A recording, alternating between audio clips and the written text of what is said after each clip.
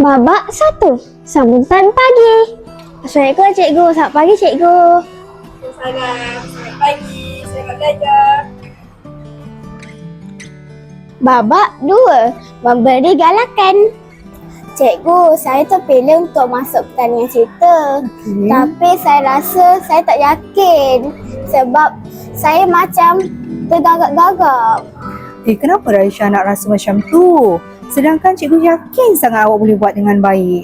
Sebab selama ni pun cikgu tengok Raisya ada potensi yang besar. So Raisya kenalah yakin dengan diri Raisya. Oh, macam tu saya dah yakin lah cikgu. Terima kasih. Babak 3. Prihatin emosi.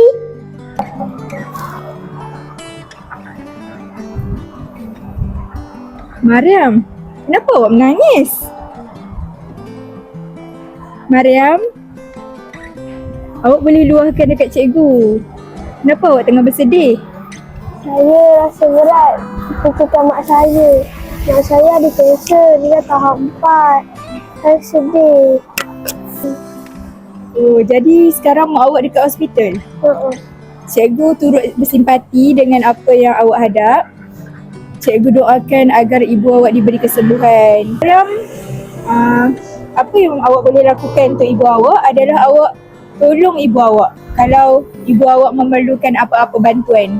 Dan kalau awak bersedih, awak jangan susah hati. Cikgu akan sentiasa ada.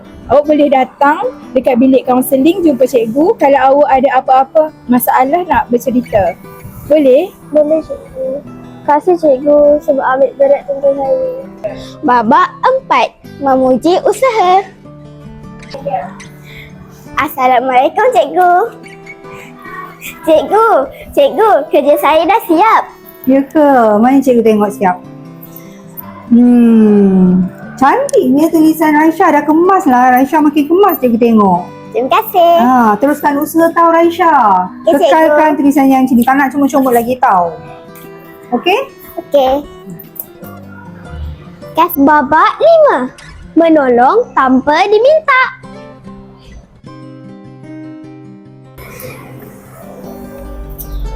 Aduh, banyak Cikgu, banyak je bahan cikgu. Masihlah saya tolong.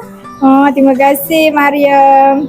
Ni hantar dekat bilik cikgu, okey? Okey. Terima kasih. Sama.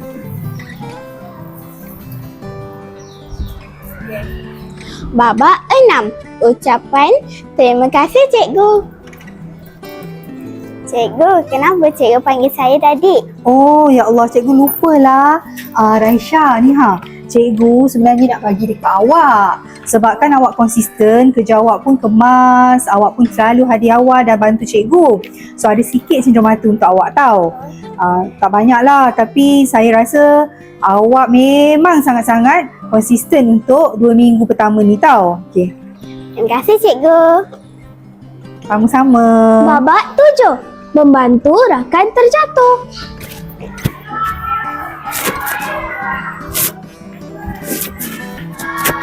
Sakit. Raisya, awak okey tak? Saya tak okey. Sakit. Oh, saya kaki Jom sini saya bantu awak. Jom kita pergi jumpa cikgu.